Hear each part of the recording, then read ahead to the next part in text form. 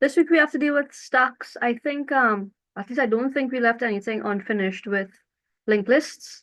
I think we completed that tutorial if I could remember correctly.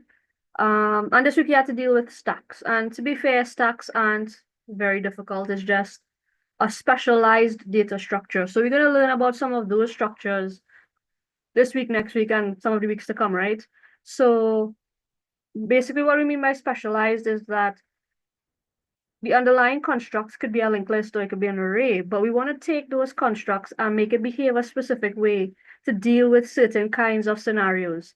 And one such structure is a stack, right? And as I said before, at some point, you all have stacked things already. It's a word you use in your regular language, right? So if you stack books or you stack plates or you stack things, and the way you stack something, well, when you stack something, you basically build a tower or a pile of things. And if you want to easily remove something from your stack, the easiest place to remove it would be from the top of the stack, right? Of course, you can remove components from all different places in the stack, but it won't necessarily be easy. So when we're dealing with these specialized structures, these data structures are designed to deal with certain kinds of scenarios or problems that you will meet. So wherever you realize, okay, I need things to happen in reverse order, or the order that I put things into a structure, I need to get it back in reverse order to do different things. So like undo features, back buttons, browsers, that sort of thing, dealing with memory and having to manage method calls and all those things uses a stack, right? So you would have definitely heard the term stack in regular language, and many of you may have heard the term stack in programming before. So it's not difficult. I think stacks are one of the easier data structures to deal with. So is queues. So we deal with queues next week, which is just like a line, right? You want to order something in the way something came into a system, that's a queue. So you could have a queue for a printer, for example. So you have a shared printer and you want multiple jobs or multiple jobs go onto that printer, then which order do you print the jobs or the things to be printed? Well, first come, first serve kind of thing. So that's a queue. We deal with that next week. And then the following week is your midterm. So for sure, that will be a midterm week. I will post an official announcement. So today is the 13th. The 20th is stacks and the 27th, because we have accreditation that week. So I don't think we will be able to have class at all. You will have your midterm on the 27th. It will be multiple choice and it's going to be on everything up till Q's, right? So everything until next week. Multiple choice is kind of tricky to give you like, hints because it kind of could go anywhere, but I'll talk a little bit about it next week. Like what you should focus on. But again, it's kind of be like everything, I guess, because it is multiple choice. Multiple choice is kind of wide, right? So that's how it's going to take us until the end of March, and then we left with April. And in April, we're going to be doing things like trees, which is like a hierarchy of data, hashing, and graphs. So three major data structures to deal with in April, and then we're done, and final exams and all of that, right? So if you have any questions, please ask. If not, we're going to jump straight into it and deal with stacks. So let me do a screen share here.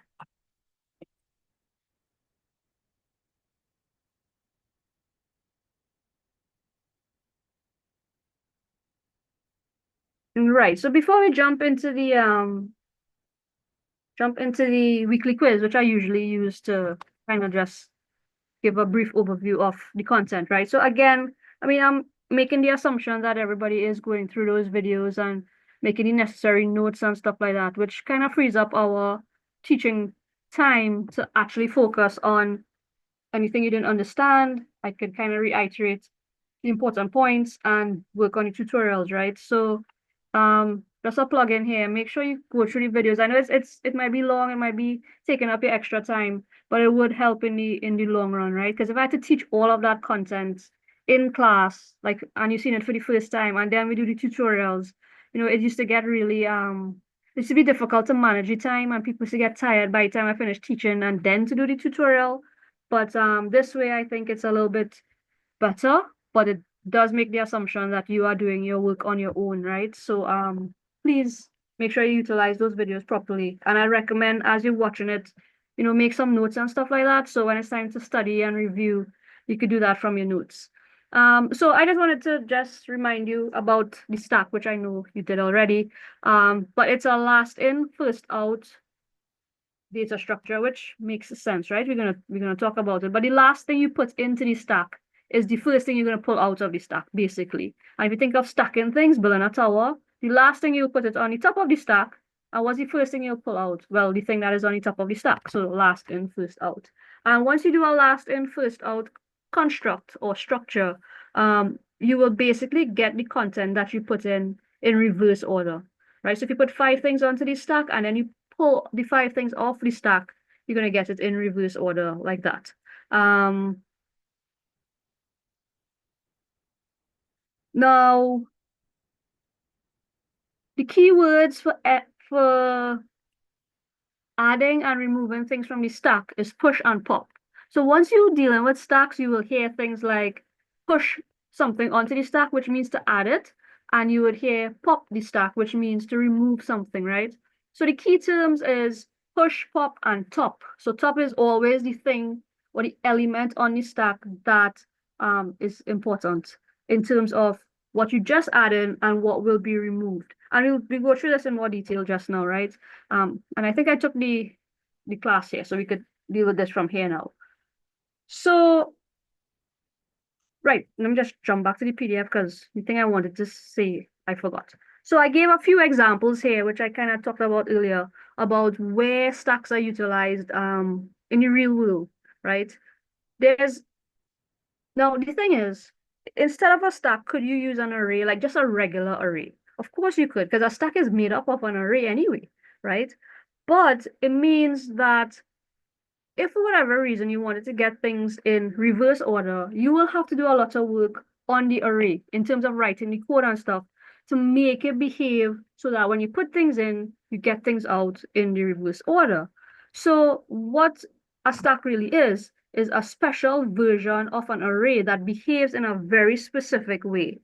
So if I tell you to add something onto an array, there's different places you could add those values. Or if I tell you to add something to a linked list, we could add to the front of the list, we could add to the back of the list. We saw things like that. So saying add to a list or add to an array is not very specific because it could go anywhere. However, when you say add to a stack, it automatically means something, right? And as I said, push is the add method for a stack, and pop is the remove method for a stack. And you can create the stack either using an array. So once you see the square brackets, it's an array, or you can create a stack using a linked list.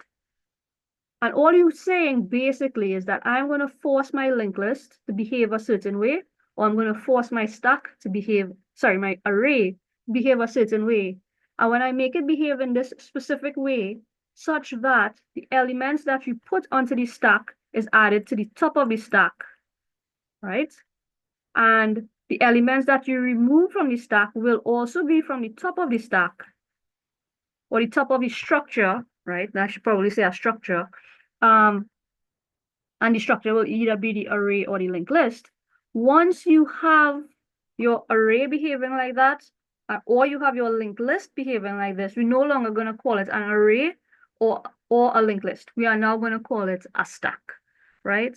So we would have done arrays before, we would have done linked lists before. So some of the terminologies that we're using should be familiar, right? So basically, you could define what kind of data we will put onto our stack, whether it's a string or integers or decimals. And if it is an array version of the stack, then you have to specify the maximum amount of values your stack could hold, because obviously an array has a fixed size, which you declare at the beginning, or the array creation. And if you have an array that is based, sorry, if you have a stack that is based on an array, it's possible that the stack could become full, right? If, however, you have the stack built on a linked list, then this doesn't apply, really. Now, yes, we could probably use up all the memory on your computer and then the whole system will freeze. It's not that the stack has become full. Maybe if you're doing something ridiculously large, the system could freeze. You run out of memory. But that was not the fault of the stack. That was just the fault. The computer just reached its maximum. So if you have a linked list, you could add as many values as you want on the stack, or it's an infinite amount. And is full will basically never be true, right? So again, this would represent the abstract data type for the stack, right? So if you have a class that was written and given to you, inside of all of these methods, there's details as to how to push something onto the stack, how to remove something or pop something off the stack. But most of the times, you just have to look at the abstract data type or the class, and based on this, you can use create and use a stack. Now, for this course, for data structures here, we will actually be using the stack class that Java is giving us. So remember, I told you for linked list, we're not using the Java version of linked list. We were creating our own, etc. In terms of the code, we will be using Java's stack class, right? So you will see things here like portion, pop, peak. So peak, which I had here, I had here as well. I didn't talk about it, but peak allows you to know what is at the top of the stack without actually removing it. So pop will take the thing that is at the top of the stack and remove it. Peep just tells you what is at the top, but it leaves it where it is, right? So we will be using Java's stack class because it's identical to what we would have created anyway. So when we actually get to the coding part of it, I'll talk about this a little bit more. So what we need to focus on first, though, is making sure we understand how the stack works in both scenarios, meaning with an array implementation or with a linked list implementation. So one of the things, I have an example here. So method 1 to 4, and it's just a bunch of method calls, right? So if somebody went ahead and actually called method 1 in Java main, and in the main, I'm sure you can see this. The user writes method 1 and runs it. Then it has to run this. And inside of method run, there's further calls to method 2, 3, method 3 calls, method 4, etc., etc. How does the compiler or the system manage these method calls? Because when method 4 is finished, it has to go back and complete method 3. And when method 3 is finished, well, it doesn't go to method 2 because method 3 is the end of method 1. So it has to know which method just completed and which it should go back to. And a stack is basically the system has a stack, and the stack is responsible for managing your method calls, right? So maybe when we finish, we'll see how the stack will work to get that done. But basically, as I said, there's two versions. So we have the array implementation, right? And we kind of flip the array so it'll look like a stack. But I mean, we could draw the array we could draw an array like this, right? Where we could put the index values here, and then the data goes in here, right? So if, let's say we were storing letters in here like characters, and this could be A, X, Y, etc. So we could represent our array like this, or we could flip it and represent the array in a vertical sort of manner, and this will just be index 0, 1, and 2. So because a stack literally is a stack, it's a tower of things, you tend to see the stack drawing of the array looking like this, because this also is the stack, but it's not so visual in terms of what we think a stack should look like. So generally, in terms of drawing it, we will kind of flip the version of the array and just stack it up. So be mindful that even though you're seeing a drawing like this, it means something, right? It means that each of these has an index. So this is index 0. And of course, if this was an array, it must have all the the elements or the rest of the array. It might be empty and we don't really focus on it, but it's there, right? Because once you create an array, you have to specify the size. But what you'll notice is we won't keep drawing the entire array and leaving the rest of locations empty. We just kind of focus on where we have the actual data in the stack. So you tend to see, even though this is what really exists, probably, this usually isn't drawn. We just draw the locations in the array that contains the data. Now, in addition to the data, the things you're stacking or you're putting into the stack, we have a pointer, or it's really just a variable that is responsible for keeping track of the index value of the element that is on the top, right? So top, because remember we're interested on the top of the stack. So the top usually starts off at a negative number like -1, right? Different implementations could do it different ways. So let me just say that, because here, one user could implement push and pop and top in a specific way, and the next user could get the same result, but it's implemented differently. So top might start at 0 in some instances. And when you push the first thing, you push it at index 0 and you move top up to 1. So when you want to get the value at top, you know you have to go, well, top -1 to get the value at 0. Some people could implement it like that, which is fine once they manage their implementation correctly. And in the other instance, we could start top at -1. So when it's time to do a push, you have to go top +1, which is 0, right? So you push it at top +1. And then increase top by 1, basically. Or you could do this first and then push it into that position there. So it all depends on how a user decides to implement it. Now, the cool thing about an abstract data type is that we don't really care which way the user went, really and truly, too much. All we need to know is that when we do a push behaves the way it's supposed to be. And when I do a pop, it will give me back the thing that is at the top. How the user chooses to implement it, that's up to them. So essentially, let's just go with this, right? Initially, top is -1 in an array version of a stack, which means it's an empty stack. There's nothing in here, right? And when you push something, so to get this stack to look like this, right? Let's call this stack ST, because we usually have to have a name for our stack. If I wanted to get this stack to look like this, it would have had to be an st.push. And we put the value that we want to push on the stack, which is 5. And then we will get the array, not the array, the stack to look like this here, right?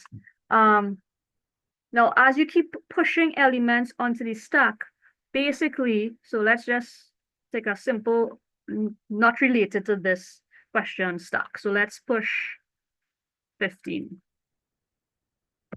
Right, so if we push 15 onto a array implemented stack, what would we get? Well, you have 15, and this is the top of the stack. It's only one element on the stack, so it's the top and the bottom. But we're really not really interested in what's at the bottom of the stack. We're usually interested in what is at the top of the stack.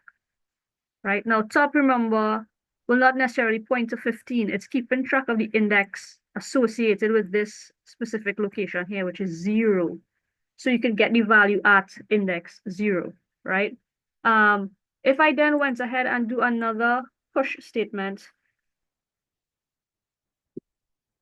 and I push 6, then what happens in the array implementation of the stack? Well, we will stack 6 on top of it. It's added here, the top of the stack. And of course, if this is now the top value on the stack, we must indicate, whatever one I should be writing here. I almost put back 0. Let me fix that. Right. So 6 would have been inserted at index 1, right? And we need to now indicate, or the system needs to indicate, that this is the top of the stack now. Okay. Right? And basically, as I keep pushing elements onto the stack, you could figure that we just keep putting something on top and on top and on top and adjust the top pointer. And if we do a pop, remember pop is to remove, so st.pop, then it means remove what is at the top of the stack. So it's going to take, this will return for us 6. The 6 is at the top, and then this basically will be removed from the stack. And we now have to say we have a new top value. So the new top value will be back here. Right, and you would imagine that if I do a pop again, I will get 15. And then it comes out in the reverse order from what I actually put the value in. So I put it 15, 6, and I get back 6, 15, which is the whole idea behind a stack, right? If you do a peak, if at this point, take this off here. If we are this version of the stack and we do a peak, so st dot peak, well, it will give us 15, or it will tell us 15. 15 will be returned, but our stack remains as is. It doesn't actually remove the 15 from the stack. It just tells you what is at the top of the stack.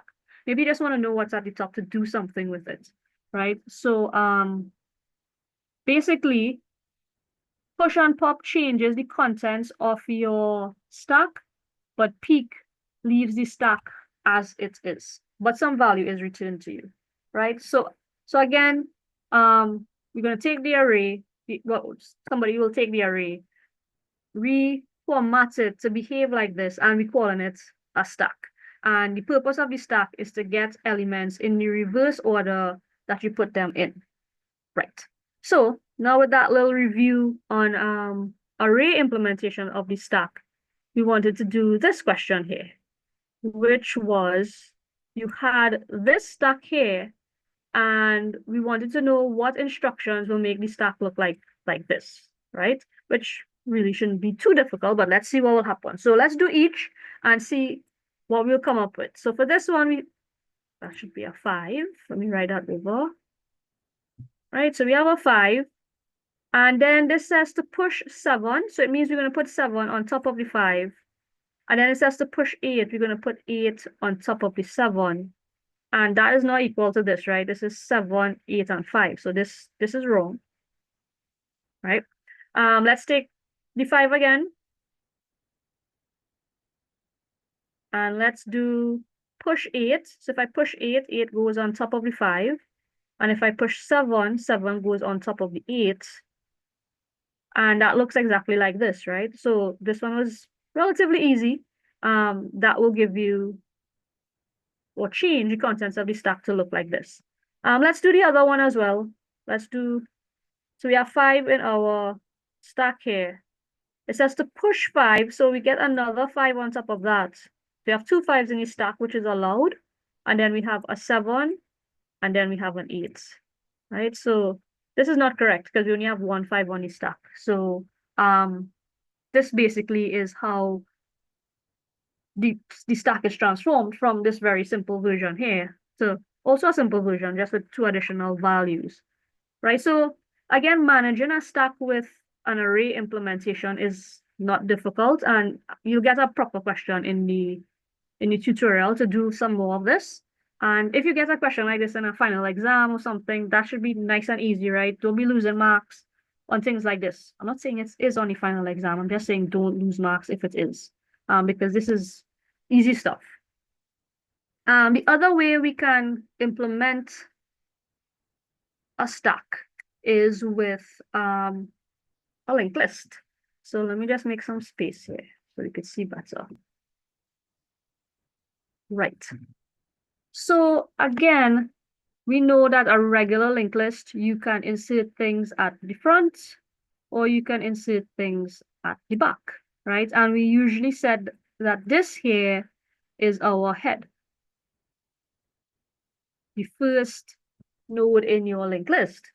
All we're going to do now is not say that this is the head anymore. We're going to call the first node in your linked list top instead, because again, top is a key component in stacks, right? So at the end of the day, we're really dealing with this front of the linked list, right? The front is the key.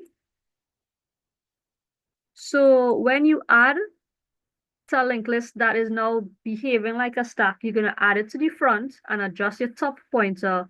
And when you're removing something from your linked list that is now a stack, you're going to remove it from the front, right? So initially, when you create your stack, so again, let's create a stack. Let's call our stack S this time. What will happen with a linked list version of a stack is top will point to null, right? Because remember now top is referring to an entire node, whereas in this instance here, top was referring to the index values here. So like that would be an integer, right? So top will be 0, 1, 2, 3, 4, 5, etc. Here, for the linked list, top is referring to an entire node itself. So remember when you have no nodes, we kind of discussed last week, then it's null. So when you have an empty stack, basically top will be null. And as you add components, you will basically be adding it to the front of the linked list. And once you're doing that, the linked list is no longer what we call a linked list. Yes, the underlying structure is a linked list, but it's now a stack. So if I were to do s dot push, let's say you want to push 7, we do have 7 here, right? Okay, good. If we push 7 now, basically what will happen without me drawing the entire node structure, we would have 7 pointing to null, right? We know this will be in a whole node, right? Looking like this, but I just writing it like this for simplicity's sake. And this will be the top of your stack. If I were to push 1, then basically we will add 1 to the front, and we're going to call this the top of the stack, right? And when we do a pop, we will remove what is at the front of the stack, send it back to the user, and say, okay, this is now the top of our stack. Okay, right? So the top pointer should be managing or being referred to the first node in the list construct for your stack, right? So a empty stack or a newly created stack will point to null, and then you basically have to remember to add things to the front of the list for it to be a stack. So again, I gave you 2 versions of the linked list, one with 2 nodes and one with 3 nodes, and we wanted to know which would cause our linked list or would not cause the linked list. Let me read the question correctly. Which would not cause the linked list to change. So all I'm going to do is start with the original list. So let's say we had 12 pointing to 19, which pointed to null. Again, remember, I'm just not drawing the node structure, right? Just so I don't spend all the time drawing. And if I push 27, remember 27 is going to go to the front. This is going to point to 12, the node with 12 in it, and this will now be the top of my stack. And that's what we have here. So this will cause the change that we want to see. So that's not the answer, right? Let's do the other one. So again, we have 12 and we have 19 and we have null. So if we starting from this position and we push 15 on, this will be the top of my stack. Then we do a pop. So we're going to remove what is at the top of the stack. So we're going to remove the 15 and say this is now this is the top 12. We know the 12 in it. And if we push 27, 27 goes to the front, right? This becomes the top of the stack. This is no longer the top. And this looks exactly like what we have here. So therefore, this would cause the change that we're seeing. So that's not the answer. Let's do the next one. So we have 12 and we have 19. And I'm going through each one just to use it as an example. So you're making sure you understand what is happening here, right? So we want to push 27. We're going to push 27. This is the top. We're going to push 19.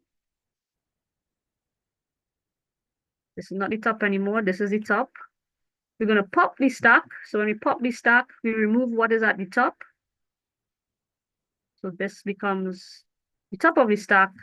And then this looks exactly like what the second version of the linked list is, or the stack is. So therefore, that did make the change. So let's see if this one would pour something different.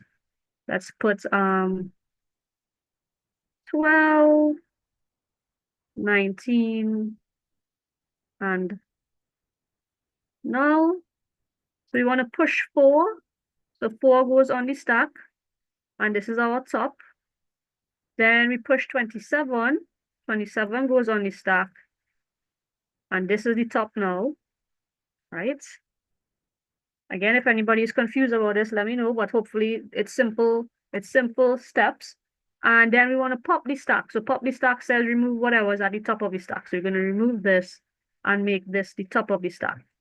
And as you can see, this is not what we have. It wasn't transformed. So this one will be the answer because it's not going to cause the change that we wanted to see, right? So with these two brief small examples, you should kind of get a vibe of as to how we would want, or how I would want you to draw these things if you have to. And more than just drawing it, making sure you understand how the stack works, regardless of what is implemented with an array or a linked list. Now, let me say, when you are using a stack, we're going to do the programming questions now. When you are using a stack, really and truly, you're not really interested if it's an array being used or a linked list being used, because when you see an abstract data type like this, or you see the API, right, the application programming interface, same sort of thing. For your particular structure, what it's really telling you is that you could use this data structure and expect these methods to behave the way it's specified, and you don't have to worry about the internal working of it. You could trust that when you say push an item onto the stack, it will go to the top of the stack. And you can trust when you say pop the stack, it will remove the item from the top, right? That's the confidence, that's the contract between the user and the API, that it will behave the way it's supposed to behave. Now, of course, we are in a programming class, so we have to understand how the underlying constructs also work. Hence, these sorts of questions where you have to draw them and understand the actual working of it. But in terms of when you're actually ready to solve problems using a stack, then you're not really worrying too much about, if the linked list implementation version of it is being used or not. And if it's going to work right, you just have that confidence that it will, and you can just simply use it. So as I said, we will be using the Java version, the one that Java gives us, and it's found in the util package, right? There's the stack class. And basically all we have to do is just like scanner, just import java.util.stack, create the stack and push things and pop things off the stack, basically. So this is Java generics. You may have seen it before, you may have not, but basically, Java generics is a way to typecast something onto your structure, your data structure. So what do I mean? A general stack, and you can create a general version of a stack, right? So stack s equal new stack. You are allowed to do this. And once you do this, you basically didn't specify what kind of data is going to go into your stack. So if you want to if you say s.push 2 is going to go on the stack. If you say s.push a character A will go onto the same stack. And if I say s.push 9.8, which is a decimal, 9.8 will go onto the stack, which is usually not how we deal with things. At least with an array, we usually say, okay, this array is only going to hold integers or decimals. Now, what this stack says is that this stack could hold any kind of object. And your object in Java is like a super type that can hold any data type. So integers, characters, strings, other objects, decimals is fine. So because S is now in this version here, created in such a manner to store objects, when you push 2 onto the stack, 2 goes onto the stack, but it's kind of enclosed as an object 2. And this goes onto the stack like this. We want to have a better way to draw it. So that's the first item on your stack. Yes, it's 2 as an integer, but the stack took it in as an object. So similarly, when you push A onto the stack, A will go, but it's enclosed as an object, as a B. And of course, this entire thing will be pushed onto the stack. So what happens then when you pop the stack? Well, if I pop the stack, I will get the A, but I won't get the A as a character, right? I will get the A back as an object. So when I do s.pop, what I'm going to get is an object out of this, not the data type or the value that you put. So it'll be an object, but the object will be for A. And even though object is this super type that you have in Java that you can just use anything for, Java doesn't really allow you to like create a data type or a variable of type object. It's just there to hold everything, just in case you need to hold everything. But you're not really supposed to or allowed to work with the object type. So you have to basically know what kind of data was this, which is difficult to manage. And then you have to do a cast. So when you do the pop, I have to say this was a character. Right? Oh, that didn't look good here. Hold on. Let's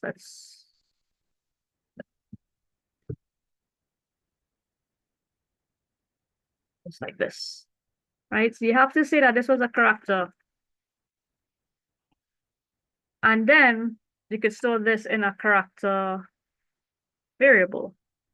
So char C equal to something like that. So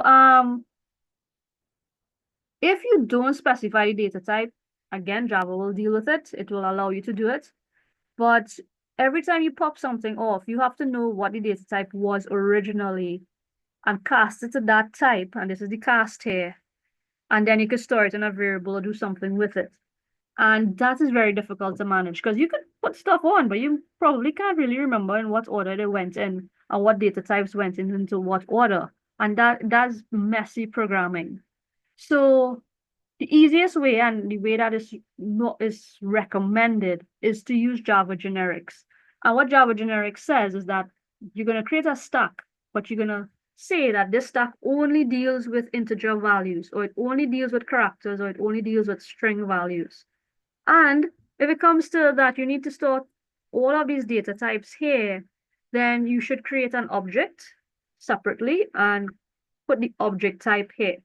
And as I said, object type, notice it's not int, right? Normally when we want to say integers, we use the data type int. But here you see the whole word integer with a capital I, because this is the object version of int. And the only thing you're allowed to put in these angle brackets are object data types. So if you put in double, it has to be double with a capital D. Integers is the word integer with a whole number. String is already a object type. If you want a character, char, you can't put char. You have to put the whole character here, right? So that's something you have to be mindful of. And once you do this, then the system knows that you can only put integers onto the stack. And therefore, once you do a pop, you will automatically get an integer off the stack. And you don't need to do any casting like on top here. And basically, that's the way we will work with it, right? I expect you to use generics. You made some IDEs allow you to just put this here because if it's integer here, then it's automatically integer here. And both is fine, right? If you write it in final exams or whatever, you're getting marks for it once the data type is specified on one side of it. So it's just a matter of creating the stack, pushing elements onto the stack, popping them off the stack, and of course using loops where necessary. So let's do this here. It says you are given a linked list for list data. So we're working with multiple data types and data structures here, right? So linked list is for list data. And we want to complete, and it has integer values, so important. Complete the following code that uses a stack to store all the data from list data in reverse order in an array called array data. Now, sometimes, like, we could ask this question that says, complete the following code that uses a suitable data structure. So we don't say stack. Uses a suitable data structure to store all the data from list data in reverse order.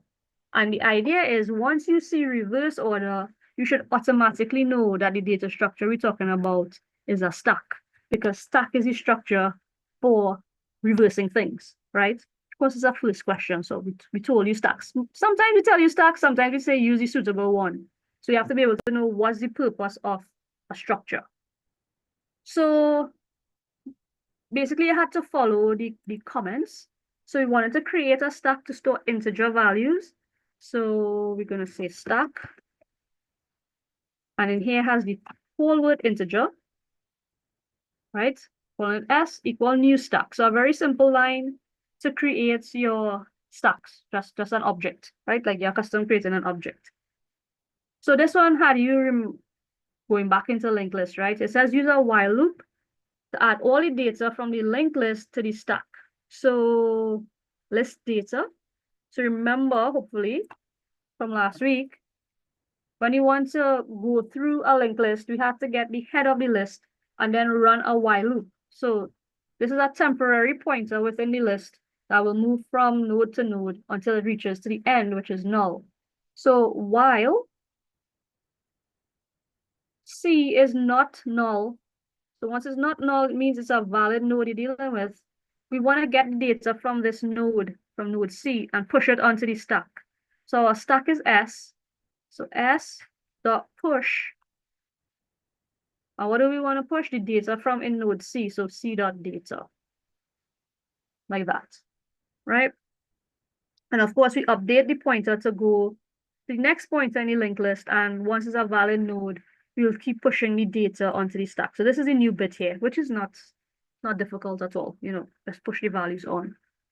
Now, what we want to do is to remove the values from the stack and put them in the array. So let's focus on the stack bit first, removing all the values from the stack, and then we'll do the array piece afterwards. So when you have a stack and you want to remove all the values from your stack, there's two methods you can use. You can use empty. Let me just notice there's an empty method here directly in the stack. So it tests if the stack is empty. True or false will be returned. But this stack class also inherits all of these methods here, right? We generally wouldn't use it, but there's also an isEmpty method. So sometimes when you see the code or I'm writing code, I will use either isEmpty or empty, right? But these are the main ones you have to focus on: empty, peek, pop, and push. And isEmpty also could be utilized. So it means we want to say while, remember it's a stack. The idea is most of the times you have no clue how many values are in your stack. So we'll use a while loop and say while the stack is not empty. So this is while the stack is empty, but we want to say it's not. And the way we say not is an exclamation mark. So while the stack is not empty, we want to remove a value from the stack. So remember the stack was storing integer values. So if we put an integer value in, we're going to pull an integer value out, right? So int n is equal to s dot pop, right? So you pop the stack, you remove the value that is at the top. And we're saying while the stack is not empty. So it means there's more things on the stack, pop the stack and remove it. Now, so this loop here, right? This loop with the curly brackets is usually a loop that you write often because you usually have to put things onto the stack and then remove values off the stack. So basically what we want to do is something specific with the value that we got, which is to simply put it into the array. So we have an index value here, or variable. So this will be I, variable I. And what do we want to put into our array? Well, the value of M, right? So depending on where you're getting your data from to put onto the stack, it could be the user has to enter it. In the example, in the tutorial today, we're going to take a string and get all the values off of the string and push it onto the stack. So something will dictate whether it's a loop, whether it's the length of a string, something will dictate what you're pushing onto the stack.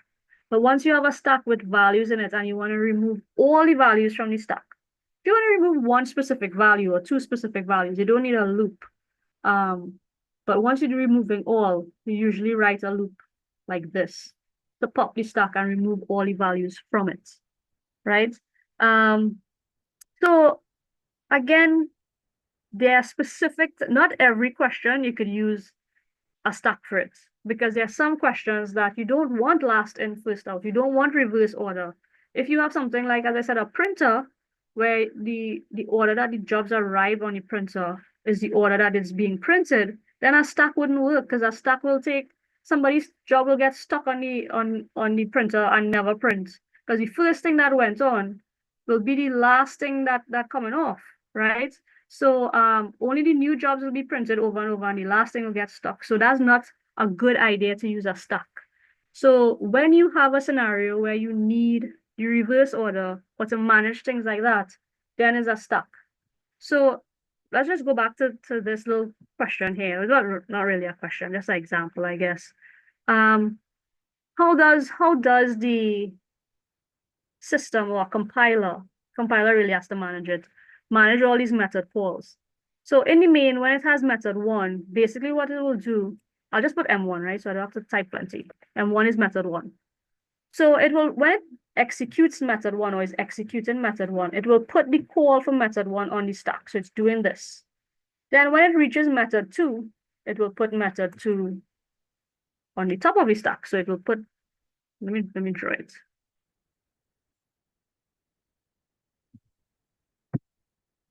So M1 went on, right? So we're in M1 and it says go to method two, which I don't have on the screen. So method two is some call here. So method two goes here, right? So this is the top of the stack, basically. Whenever method two finishes, so somewhere there's a method two, it's executing. When this method finishes, the system has to know where to go. So this is done.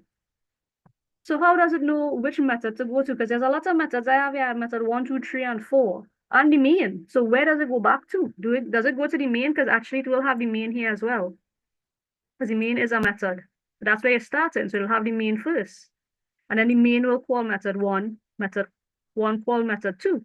Method 2 executes and finishes. So what does the system do? It will pop the stack, basically. And it says, okay, the top of your stack is now M1. So go back to M1 and continue executing M1.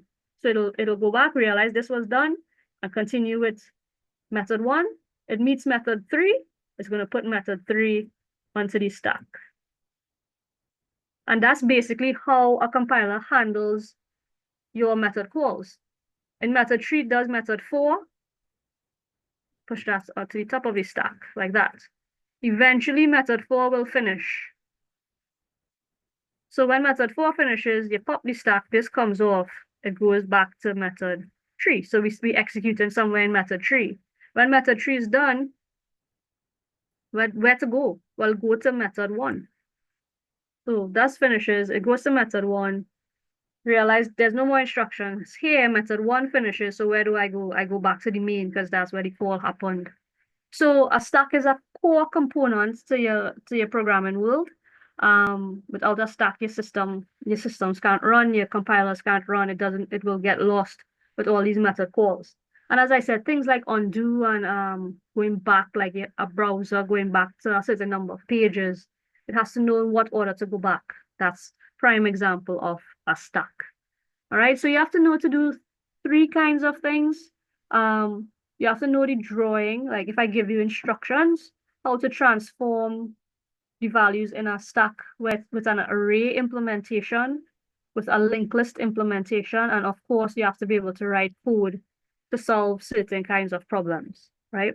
So let me unlock the tutorial. I don't really have to give you anything additional because we're using the stack class from Java, right? So let me just pull up the tutorial a minute here.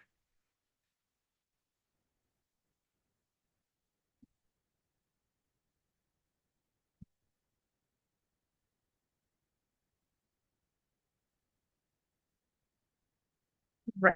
So this tutorial has 4 questions, I think.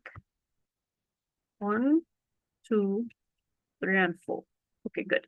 So the aim for today, the first 2 questions is easy. It's to create a stack like the drawing using an array. And yeah, after each thing happens, you have to draw the stack and the contents of the stack, right? So this time I created the stack without Java generics, so hence the casting is happening here.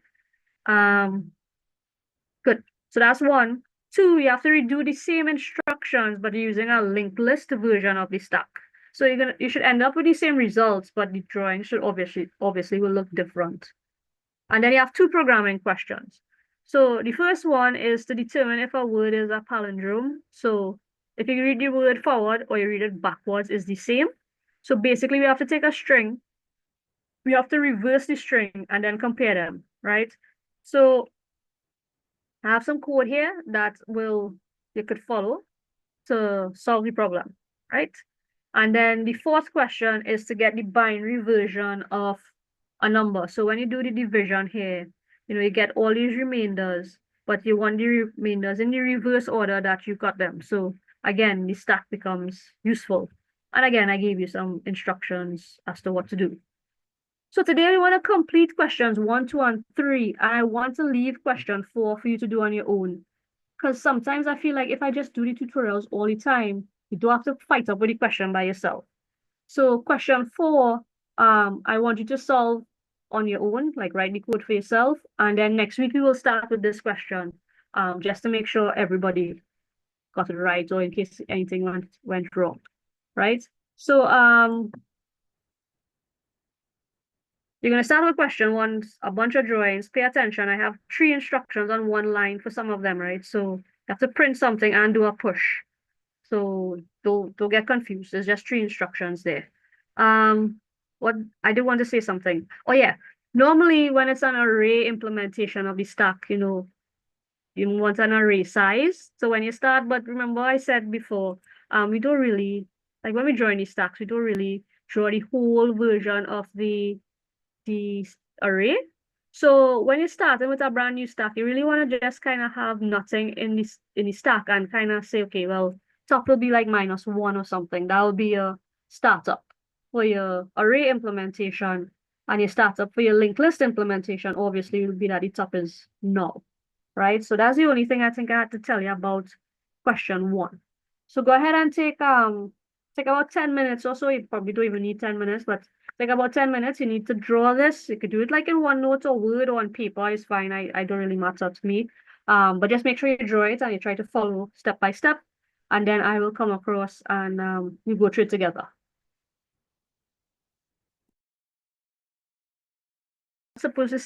You're not supposed to see A on the stack, right? What you want to see is 5, because A is 5. So just in case you're supposed to actually put an A and B, which I don't think you should because it has a plus here. But just in case, remember, you're not actually putting A, you're putting 5. S.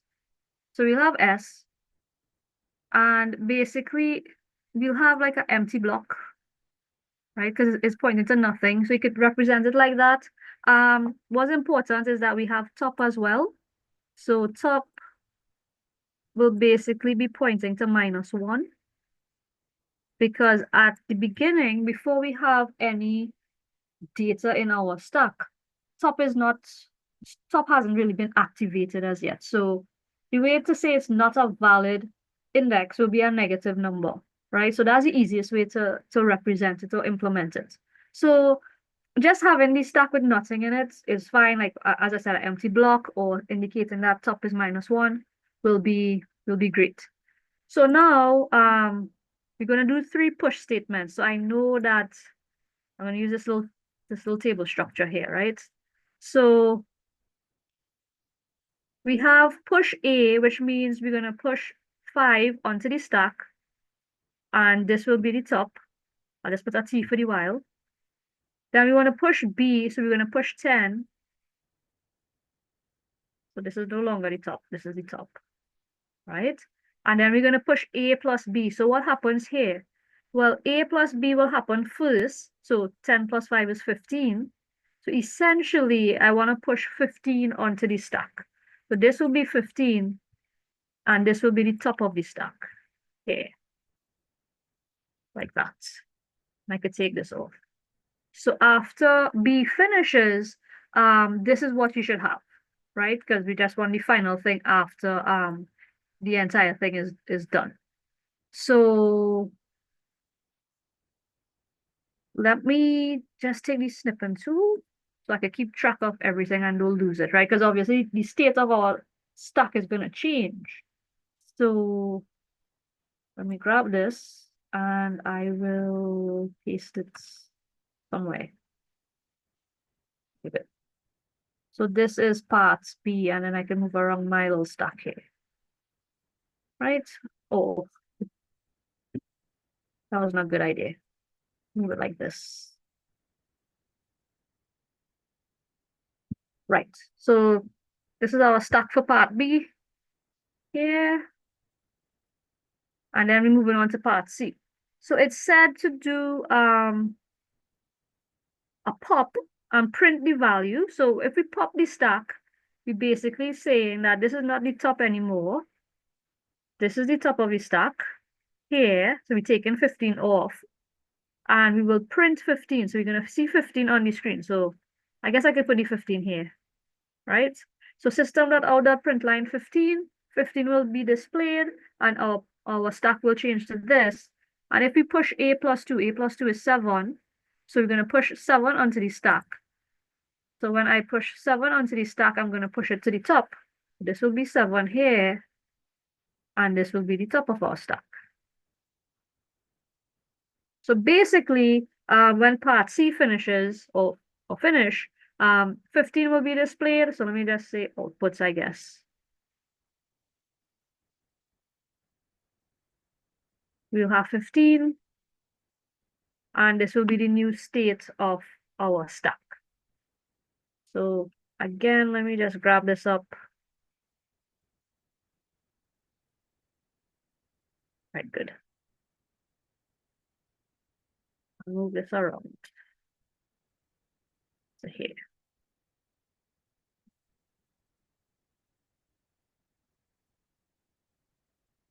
Now the next set of instructions says to do a peek and to do is empty.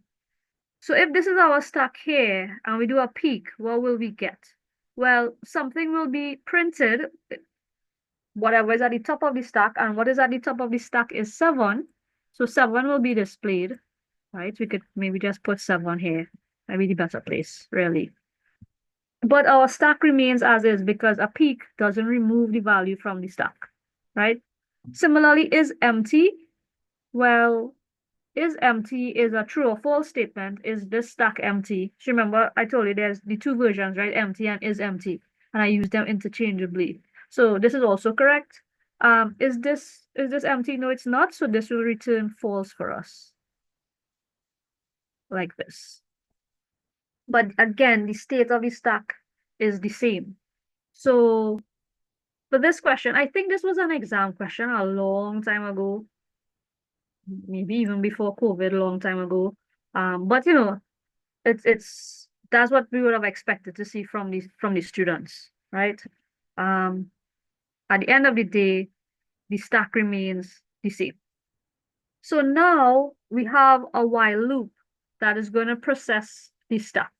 So it says while this stack is not empty, we want to pop the stack and print the value. So initially, when we start with this, some space here. So when we start with this stack and we run this once, remember this is a loop, right? So is the stack empty? So not false, and not false is true. So while this is true, do these instructions, right? Basically. So as long as this has stuff in it, the loop will run. So we will display 7 and put the display here, right? And what will be the stack now? We'll have 10 and we'll have 5. And this will be the top. I won't bother to draw the box.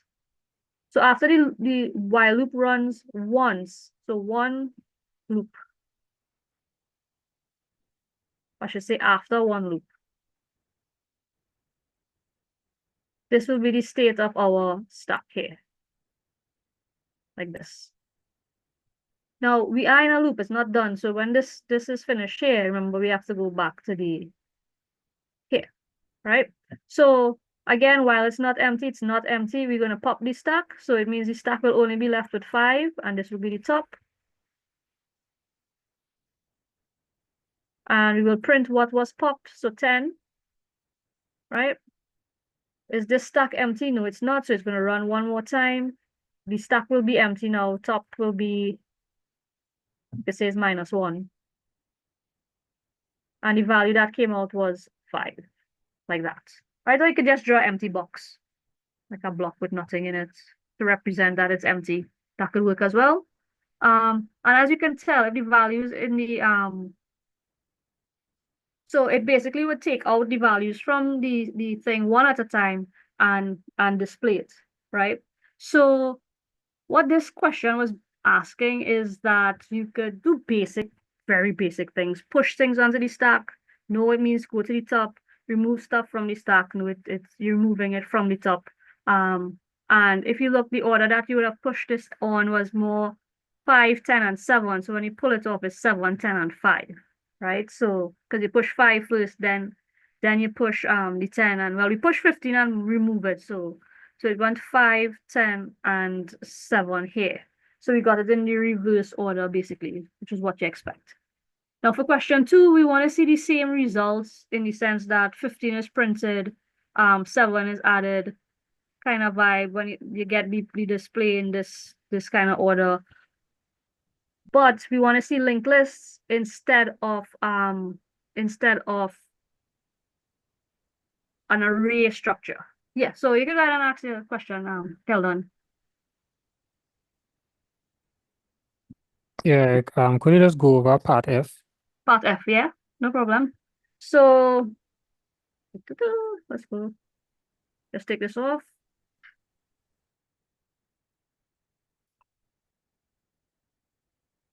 Right, so we started with this stack here. Essentially, we're in a loop. This construct is a loop, right? So when we finish here, we have to go back to here. So when we start, we're gonna ask, is the stack empty? No, it's not empty. So basically execute the instructions in the loop. So it says to pop the stack. So when you pop the stack, the variable I will have 7 in it, because that's what will be removed. And our stack will now be 10 and 5. Like this. And this will be the top of our stack here. Right, so hopefully that makes sense. It does says to print the value in I, so 7 will be displayed on the screen. Then when we get here, we are in a loop, so we have to shoot back up to the top of the while loop, and it's going to check, is this stack here, because this is a new version of our stack, is it empty? No, it's not empty, right? So since it's not empty, we're going to run the loop again. So it's going to say I will be equal to whatever is there on the top of the stack. So we're going to pop the stack. So 10 is at the top. So I will now be 10. And since we did a pop, we're going to remove 10 from our stack. So we're going to only get 5 only. And this will now be the top of our stack here. So I has 10 in it. That's after this pop here. And we need to print the value in I. So you simply print 10 like that. And again, at this point, when you reach this curly bracket, we are in a while loop. So we can't drop out the loop yet, right? We have to go back to the top And is the stack empty or not? That's basically what it's asking. Since it's not empty, right, this will evaluate to true because of this not here, right? So since it's not empty, what do we want to do? We want to pop the stack one more time and store the value that we pop off in variable I. So if we pop the stack, we basically will have an empty nothing here, and top will be -1, right? And 5 will now be the value in I, the variable I. We're going to print the value in I, which is 5. And then we go back to the top of our loop, and it's going to check, is our stack empty? And at this point, the stack is empty. There's nothing left in the stack. So the loop will basically end at that point, right? Whenever this becomes false, then the loop will exit. So at this point is empty when, right, at this point here, is empty is true. Hold on. Kind of sticking there. Is empty is true, but we want not true. Don't forget the exclamation mark. So not true is false. So since this evaluates the false, the while loop will exit, and basically that will be the construct there. So hopefully that was a little better in terms of you understanding it.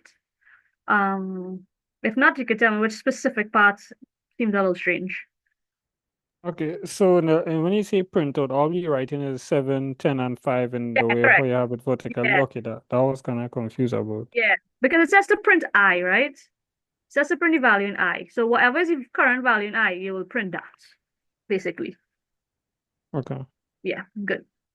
Right. So as I was saying, when you're doing question 2, the results should be the same. Like the result of part F should be 7, 10, and 5.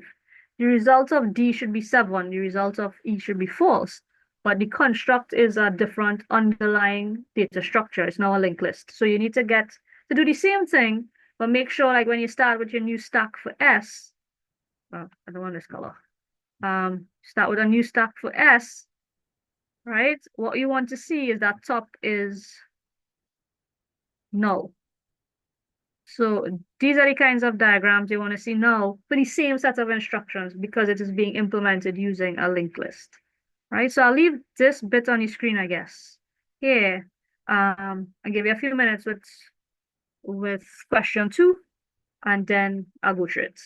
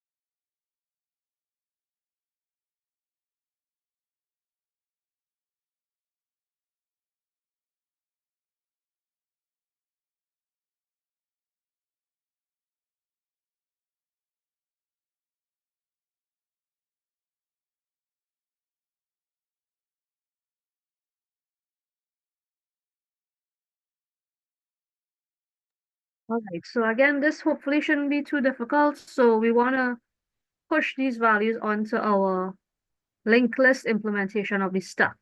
So if we push A is 5,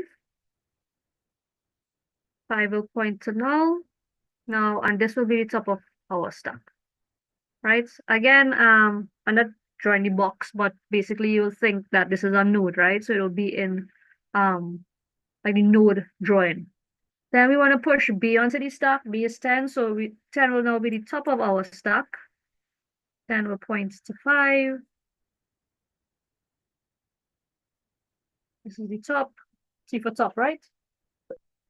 And then we want to push A plus B, which is 15. So we have a new top of the stack like that. So at the end of part B, this should be what you have. So it means we're moving this construct onto part C, right? Can I just copy that? Maybe not. Right, so let me just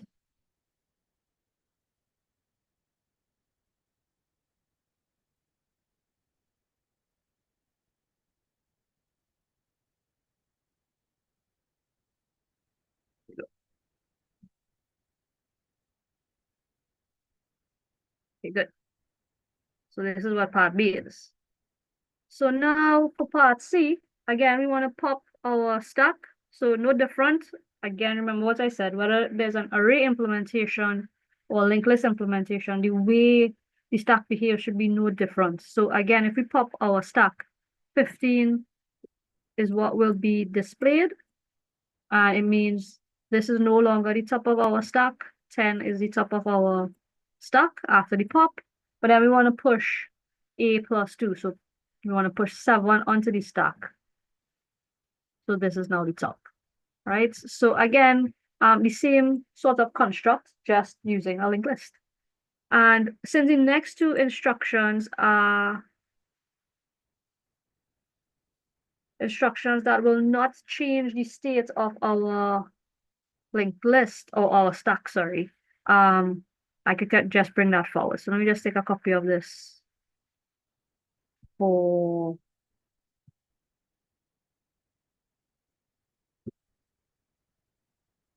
part C. Good. So when you peek, you want to get what is at the top of the stack, which is 7, right? Scroll up here. What was at the top of the stack when we did our peek? 7, because the stack is behaving the way a stack should behave, regardless of it's a linked list or not. And is our stack empty? No, it's not. So this will be false. So again, we want to take this version of the stack. We want to take this version of the stack here. And we're going to be running our while loop on it. So again, we're going to say while our stack is not empty, our stack is not empty. So what do we want to do? We're going to hold on to I, which is the value that is popped off the stack. So our stack will now become, the top is 10, then 5, then null. And of course, we want to print the value that we just popped off the stack, which is 7. We're in the loop. We're going to jump right back up to the top here. Is our stack empty? No, our stack is not empty. We're going to pop the stack, so we'll get 5 pointing to null. This is the top of our stack. I has 5 in it. We're going to print that, so we're going to get, sorry, I has 10 in it.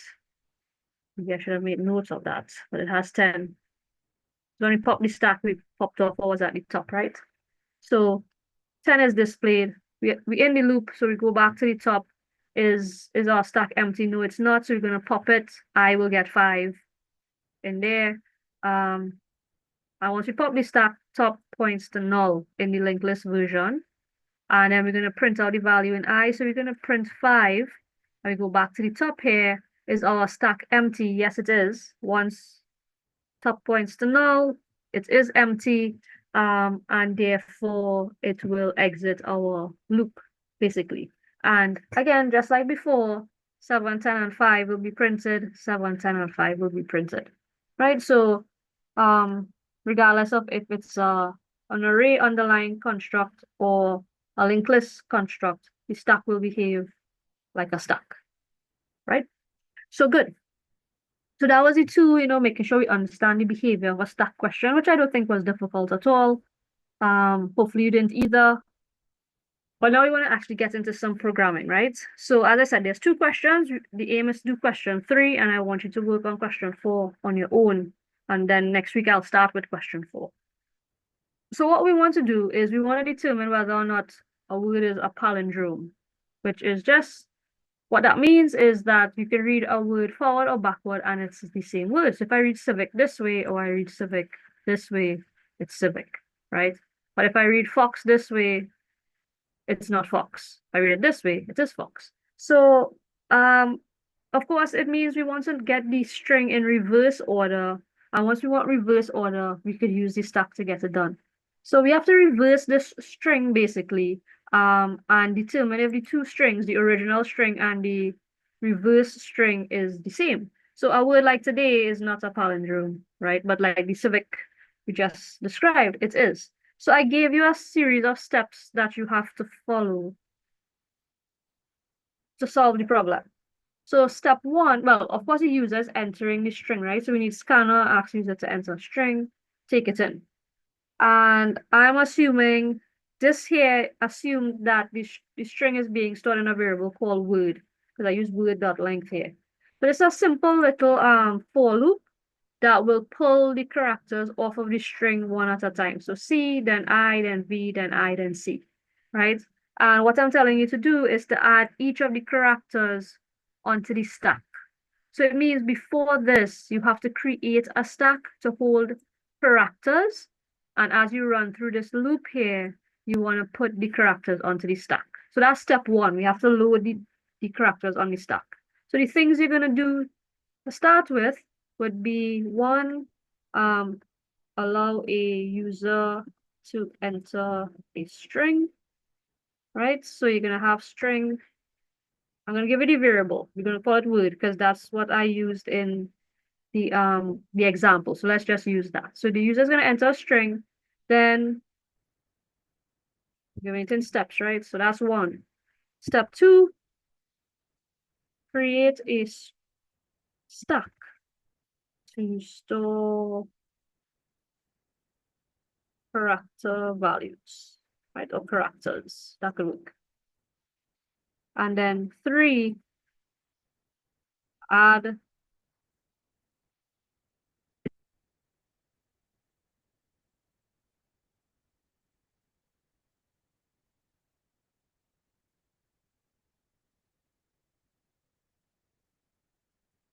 right? And then you're going to add all the characters from the string to the stack. And you basically should be able to just copy this here. And all you have to do is add C to the stack, right? Probably just take it one time. I copy this and put it here. Okay, good. String, yeah, it'll give me an error for the while, but that's all right. Right, word is, I didn't put something in word as yet, and that's fine. But that's the first things we need to do. So I will give you 10 minutes with this. Of course, you have to set up your IDE and all of that. But go ahead and try to get these first 3 parts completed. Remember, you need to import. You need to import for scanner, and you need to import for the stack as well.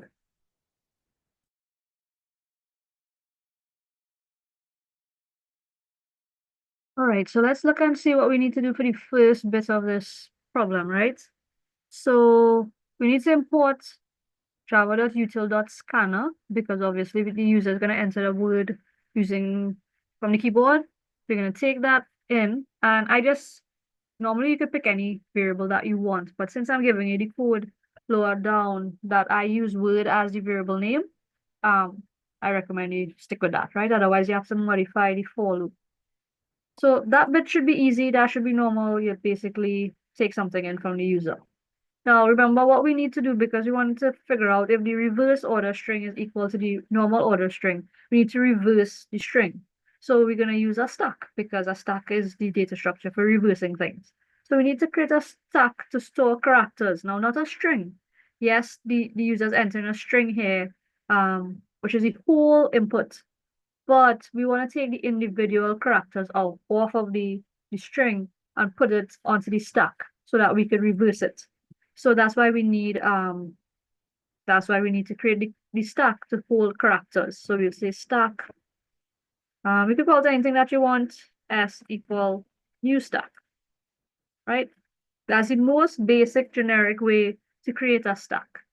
But as I said, you shouldn't really do it like this because then, well, this only because then the data type that is associated with the stack is now object. So we want to change that. We want to make it a character. Now, if you put char here, you'll get an error because object type, so when it says required is a reference, it means an object data type is required and not the primitive type. So you need to put character like this, like that, right? And on this side, you could just put the two angle brackets like that alone, or you could put back character as well, right? Um, Either way, it's correct. The main thing is that you have character in here and not CHAR, right? So we created the stack to hold the individual characters.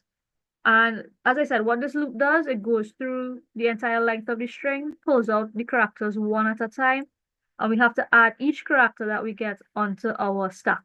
So that's an easy command, that's to push. So you say s.push. I'm going to push the character C onto our stack. So the loop will run and take each character from the stack, sorry, from the string, and it will display it. Now, we could kind of run it at this point, but there wouldn't be any output really because we didn't display anything to the screen. But we could just double check that. We could take in the value and nothing is breaking or anything like that. That's the most we could do at this point. So I'll still run it just to double check.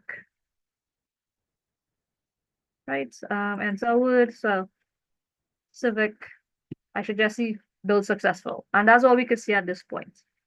So what do we want to do next? Well, according to the question, we want to pop all the values of the stack and create a new string in reverse order of the original. So we need a new string, right?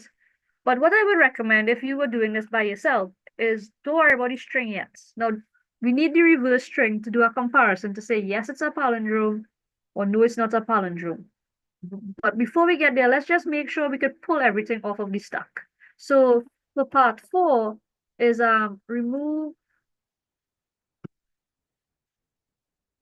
and print all values from the stack. All right, so take 5 minutes and write that loop. And once you get that to work, I can show you how to just modify it a little bit to get the string in reverse order. But go ahead and do this. You should be able to do this. Write a while loop, check if the stack is empty. If it's not empty, pop something off the stack and display it. That's all you're doing for part 4.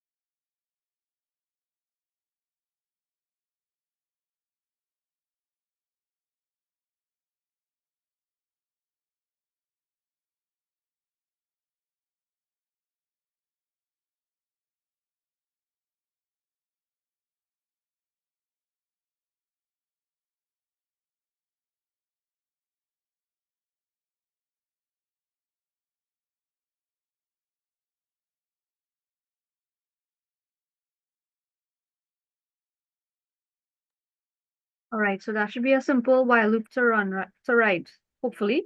We're going to say while our stack is not empty, so not s dot either empty or is empty will work, right? And this is a method, so you need to have brackets afterwards. And basically, so let me just put is empty here as well, right? So both are correct. So you just pick the one you feel most comfortable using, I guess. So while the stack is not empty, what we want to do is pop a value off. So remember the value that is on the stack is a character. So now we can use char, like this. Doesn't matter what we call it, equals, and we want to pop the stack s dot pop, right? So we're going to remove something from the stack. And right now, let's just print it. So system dot out dot print. And I'm going to print x, right? So what we should see is when we enter the word, we should see it in the normal order because we enter it in normal order. And this while loop here should print the word in reverse order. Now, yes, we will see if it's the same word reversed and normal, but remember the program is not actually asking us for this, right? So this solution is like halfway because we're not actually saying yes, it's a palindrome or no, it's not. You kind of have to look at it and decide for yourself. But at least at this point, we should know that with this little test for part 4 here, we should know if it's working. So let's say civic. Well, we get civic right back. Let me just do a print statement here. So the build will appear on the same line. Because then that'll look a little strange for us. Just give me a minute here to run this over. Right, so if I put civic, I'm getting back civic, which is the reverse order.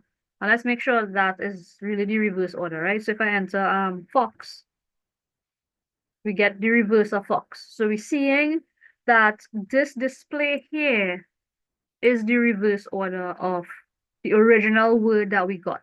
So how then could we take this? Because we basically have it. We have the word being displayed in, well, in regular order because we enter it, and getting the display of the characters in reverse order. But we need this here, because what we need is two strings that we have to compare, right? And if they're equal to each other, we could say yes. So if word is equal to the reverse, we will say yes, it's a palindrome. Otherwise, we will say no, it's not a palindrome. That's what we really want. So we're gonna add a bit of code here, right? So we're gonna remove all the values from the stack, but we're not gonna print it. Remove all the values from the stack and add it to a new string. And in the tutorial, I said the string was called rev, just for reverse, right? And that has to start up being equal to nothing. So we have a blank string, and essentially what we want to do here is instead of printing the string, what we want to say is that reverse is equal to whatever is on the string already, plus this new character that we just took off of the stack, right? So it'll be blank, and every new character that you get, we'll add the new character onto the string. And if you want, we could print rev. So let's system out rev. So let me put this reverse. I have to put this in double quotes. So reverse order, right? And we will get rev there. So let's try that. Let's see if we will get the string still being displayed in reverse order. So civic, the reverse order is still civic. And let's try Fox. X, the reverse order is this, right? So we get in the string in rev actually in reverse order. So now that I have the original version of the string, which is called word, and the reverse order of the string, which is called rev, I can utilize this condition here basically is just to check to see if the two words are equal to each other. So I will say for part 5, so compare word to REV. So I will say if word dot equals REV, then it means that the word is a palindrome because the original and the reverse are equal to each other. So I'll system out.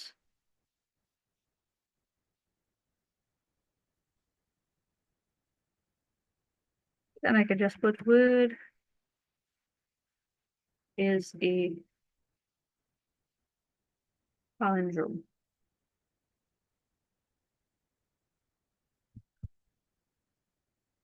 That, otherwise, you can see that the word is not a palindrome.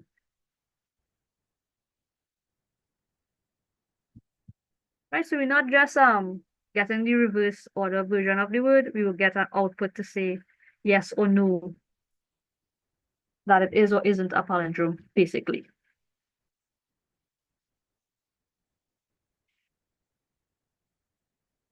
Right, so let me just run it back. We'll do it twice. It's always good to test it with both instances, right? So civic, again, the reverse order is civic, so it is a palindrome, behaving right. We do it again, put fox, because that's the words I gave you in the tutorial, so I'm just using back those words. So it says that fox is not a palindrome because, again, the reverse order is not equal to the original order. Right, so this is one of the ways that you can use a stack, but generally the things you have to do is one, create the stack, right? Push some values onto the stack. Where you get the values from, it will vary.